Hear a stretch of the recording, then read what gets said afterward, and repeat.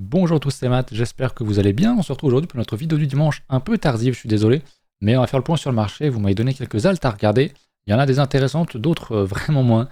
Donc on va parler évidemment de tout ça. On commence bien sûr avec BTC qui nous avait fait un très très beau move. J'avais dit, c'était la semaine dernière ou dans la semaine, début de semaine, mercredi je crois. Euh, on prend une grosse mèche, j'aime pas trop, il y a un TD9 qui arrive, c'est pas très bon. Bon, finalement, la bougie du 9, on l'a vraiment bien poussé, c'était mercredi. Et le lendemain, voilà, signal très agressif. On a énormément ravalé. Bon, factuellement, est-ce qu'il faut paniquer? Non. On est sur un range avec une prise de liquide, comme on l'avait fait ici. Donc qu'est-ce qu'on va faire? Je sais pas trop. Moi, je pense que c'est pas impossible que Bitcoin vienne retracer beaucoup plus profondément. Peut-être aller rechercher, pourquoi pas, son pivot mensuel donc du mois d'août à 114 000 $. Pourquoi pas même aller chercher, dans le pire des cas, un nouveau plus bas pour aller chercher son 50% de retracement à 111. Je pense pas qu'on aille beaucoup plus bas. Je dis pas que c'est nécessaire de faire tout ça.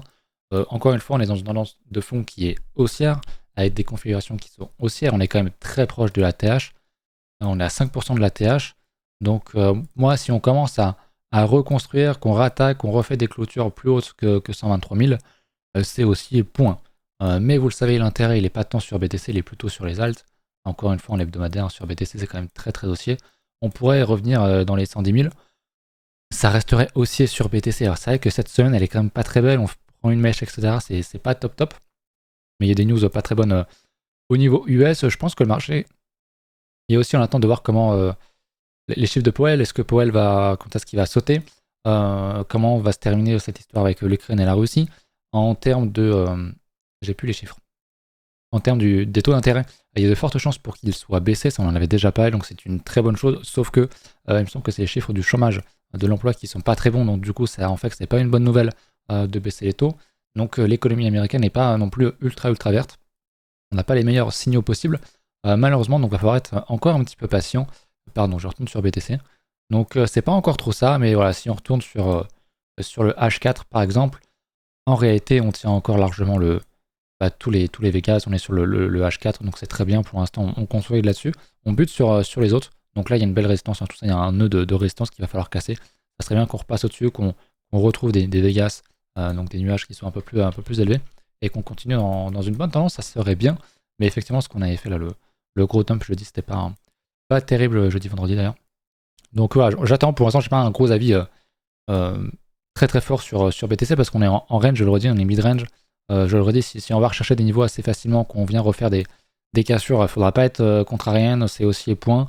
Et en même temps, je pense qu'on a quand même pas mal de chances de revenir chercher les 111, les 110, etc. Mais pour l'instant, j'ai pas un avis très fort. 50-50, je suis plus en mode je m'en fous. Ce qui est intéressant, là, il n'y a pas de signal pour moi, il n'y a pas de setup ici sur BTC. Je le disais, quand on réintégrait des gros niveaux, c'était cool et tout, je suis haussier. Là, actuellement, là maintenant, dans le fond, je reste haussier. Mais je dis pas forcément que c'est une bonne entrée là maintenant tout de suite parce que je pense qu'il y a un scénario où on va chercher plus bas.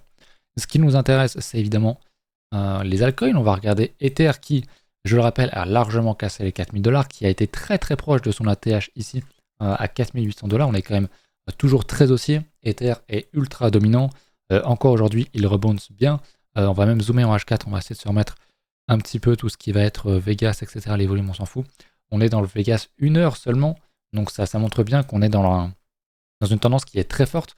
On vient à peine rechercher les niveaux des zones ici, donc on pourrait même refaire un plus bas, on n'aurait pas cassé ce support techniquement, donc ça reste quand même encore très très solide. J'aimerais effectivement qu'on vienne reprendre des hauts et qu'on vienne recasser la tâche sur Ether, ce serait un signal qui serait extrêmement puissant. Il n'y a pas un grand phénomène d'achat sur les alts, on l'a déjà vu dans la semaine, on le voit souvent. Au niveau du funding, il n'y a pas grand monde qui est intéressé en réalité, donc on a encore une grande marge et le price action est extrêmement haussier. Alors oui, il faut quand même faire attention à H4, etc., qu'on ne casse pas à certains niveaux, qu'on ne casse pas les 4300 $, même si en réalité, on peut revenir, je vais me remettre en hebdo, si on a un gros dump ici, qu'on vient rechercher les 4000, c'est un niveau d'achat de fou. Est-ce qu'on va nous donner cette entrée? J'en doute fortement, honnêtement. Donc factuellement, c'est quand même toujours très très aussi au niveau d'Ether et des altcoins. Ether face à BTC, extrêmement vert, il est quasiment sur un plus haut à nouveau, donc c'est vraiment très très solide. Il y a pas franchement de reproche à faire à ce niveau-là, faut pas l'oublier quand même. Oui, c'est volatile, oui, Bitcoin nous met un petit peu dans l'embarras avec sa volatilité, mais ça reste quand même très solide.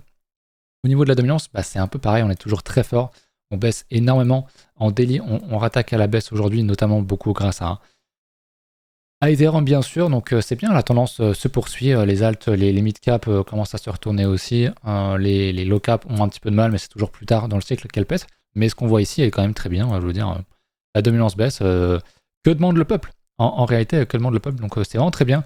Rapidement, on avait demandé de refaire un point sur certaines alts, on va regarder ça.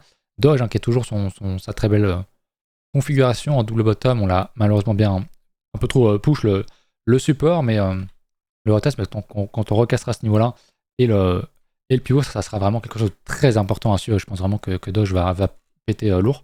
On m'avait dit c'est trop lourd pour péter tout de suite. Je suis pas forcément d'accord. Les mêmes coins pètent souvent en premier, surtout le Doge qui est un peu le patron, mais je comprends le fait effectivement qu'il va pas faire 5000%, ça c'est sûr et certain.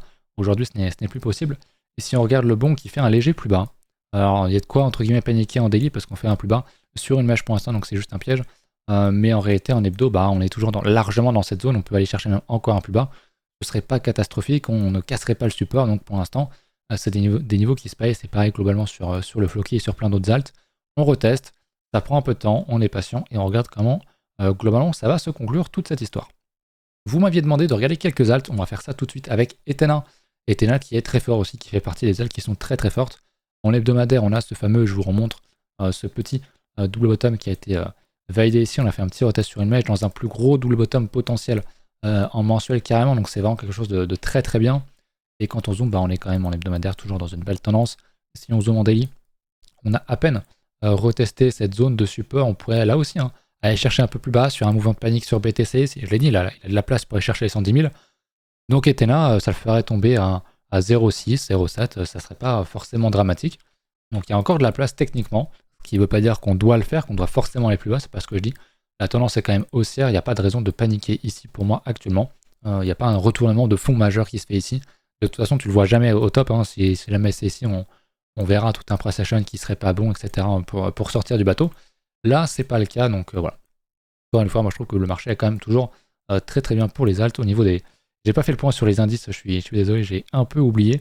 Mais si on regarde Others, c'est pareil, on est sur une très belle configuration, un très beau double bottom, un très beau test. On repousse, on a un petit peu de volatilité, on laisse des mèches, ça serait bien de venir recombler ça. Cette semaine, je pense pas que ce soit possible. On sait pas, souvent sur les clôtures le dimanche, il y a souvent des mouvements intéressants.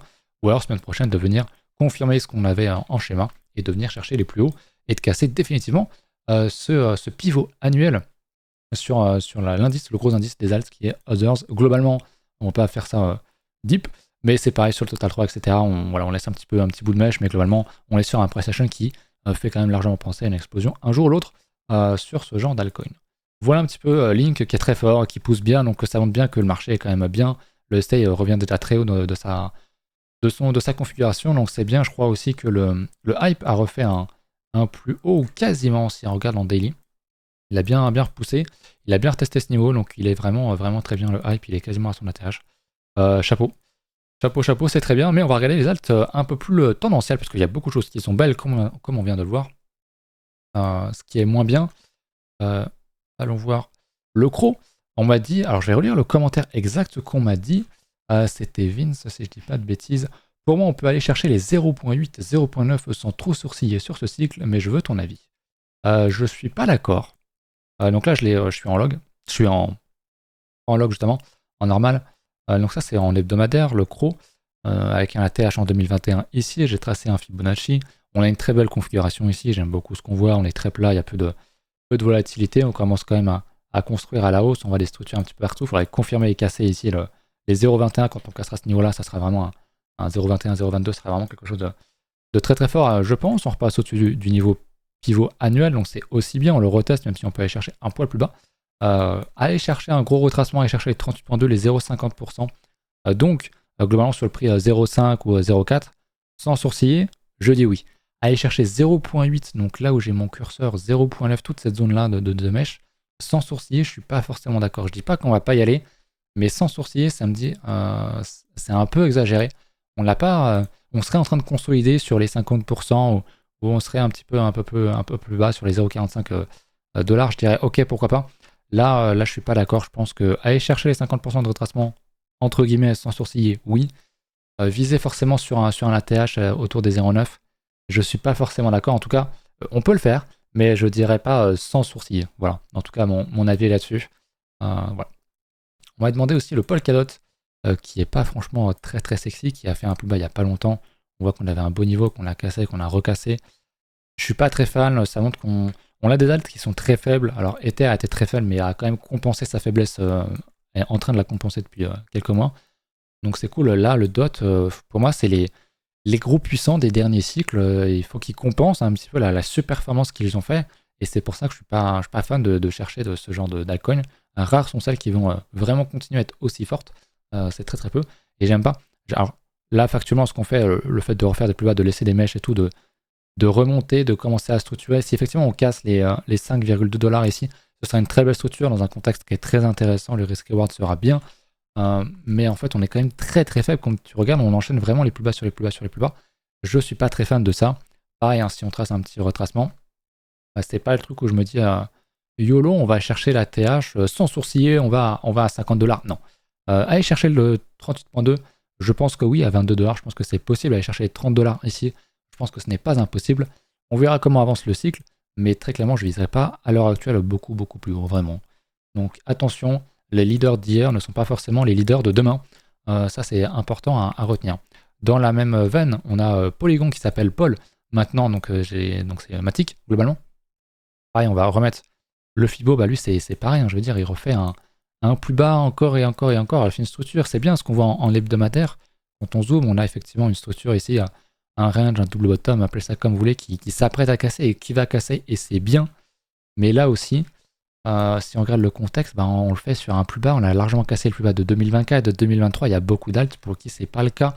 Donc il a été quand même très faible. Alors peut-être qu'il va compenser cette faiblesse, mais ça fait partie des rares alts qui sont quand même très faibles. Donc je suis pas fan de ça. Encore une fois, gros leader en 2021, vraiment il a tout détruit. Mais ma question c'est est-ce qu'il ne doit pas du coup compenser cette faiblesse sur ce cycle actuel. Donc je suis pas ultra fan. Je pense qu'il va faire des bonnes perfs. Je pense que là aussi, aller chercher le 38.2, aller chercher 1,2 $, pardon, il va le faire, 1,5 pourquoi pas. Mais pareil, je me dis pas, ouais, c'est le futur de la tech, machin et tout, c'est peut-être le cas, mais c'est pas pour autant, encore une fois, il faut comment dire, lâcher un petit peu le côté fondamental et les espoirs qu'on place dans une technologie, etc. Même si c'est bien, ça veut pas dire qu'on doit enchaîner ATH sur ATH, on a peut-être trop surestimé cette valeur-là. Et donc, pour moi, faire un ATH sur ce cycle sur Matic, nouvellement Paul, je miserai pas là-dessus. Je dis pas que c'est pas bien, que la tech est naze ou quoi, ça n'a rien à voir. Il faut vraiment dissocier les deux. Donc ouais, pour moi, si on va chercher le 38.2, déjà, ce sera vraiment bien, voir le 50%. Peut-être qu'on ira chercher le 61.8. Je pense pas vraiment qu'on aille beaucoup au-dessus. Ça me semble être vraiment compliqué. Donc voilà, attention aux faux espoirs. Il y a une vérité qui est quand même une faiblesse de certaines alts, dont le Polygon actuellement. Donc voilà, faut le prendre en compte. Il faut pas tout miser là-dessus. Alors peut-être qu'il va rattraper son retard, peut-être qu'il va faire un gros ped, une grosse explosion comme beaucoup, mais je pense pas qu'on puisse mettre tous nos espoirs avec sérénité dans ce genre d'altcoin tout simplement, car malheureusement pour l'instant il est faible. Il fait une structure qui est très intéressante, mais encore une fois le contexte de fond est pas forcément top, hein. C'est comme le Atom, c'est comme certaines altes comme ça, malheureusement c'est pas folichon. Voilà un petit peu le KB qui continue à bien péter, c'est sympa. Écoutez, je vous laisse là-dessus, j'espère que ça va. J'espère que vous ne paniquez pas non plus énormément. Pour moi, il n'y a pas de gros danger là maintenant tout de suite. On voit que le Floki, et si je vous remontre l'indice des alts et la dominance, c'est toujours bien. Il y a de la volatilité, c'est jamais facile. Honnêtement, ce cycle est vraiment difficile, notamment pour les holders d'alt. Je regrette peut-être de pas d'avoir lâché mon Ether un peu trop tôt. Mais alors pas ça. Si on regarde Other, ça reste quand même très bien. On a toujours cette grosse target qui est la résistance qu'on a déjà tapé. On fait des belles structures, donc pour moi, tant qu'on ne vient pas tout annuler et recasser ce plus bas là, j'ai aucune raison de paniquer sur les alts. Je pense vraiment qu'on consolide et qu'on s'apprête à casser ce niveau-là. Il faut être patient, il faut savoir laisser le bruit de la géopolitique et de tout le reste de côté, laisser tout ça respirer, laisser le marché construire. Et être patient, c'est, je le redis, une des plus grandes difficultés, malheureusement. C'est voilà, le marché joue avec vos émotions. Enfin, je ne suis pas trop dans cette optique de dire c'est la faute du marché. On joue avec vos émotions, on vous manipule, machin. Non, en fait, c'est nous-mêmes qui jouons avec nos émotions. C'est notre faute si on perd de l'argent sur les marchés parce qu'on gère n'importe comment, notamment nos émotions et notre money management. Donc voilà, faites attention, restez sage. Peut-être qu'on fait un stream ce soir, n'hésitez pas à passer, c'est en lien en description. Pareil, si vous voulez me soutenir et bénéficier de réductions via certains échanges sur Pour acheter des cryptos, n'hésitez pas, c'est en description. N'hésitez pas à vous abonner, il y a encore beaucoup de gens qui regardent les vidéos sans être abonnés. Mettez un petit commentaire, un petit like et on se retrouve très bientôt. Salut.